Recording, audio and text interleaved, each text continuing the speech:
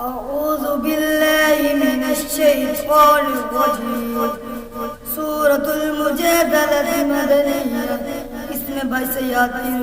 سورة المتان بسم الله الرحمن الرحيم ألم تر إلى الذين تولوا قوما غضب الله عليهم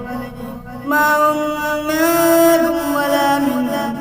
ويحلفون على الكذب وهم يعلمون أعد الله لهم عذابا شديدا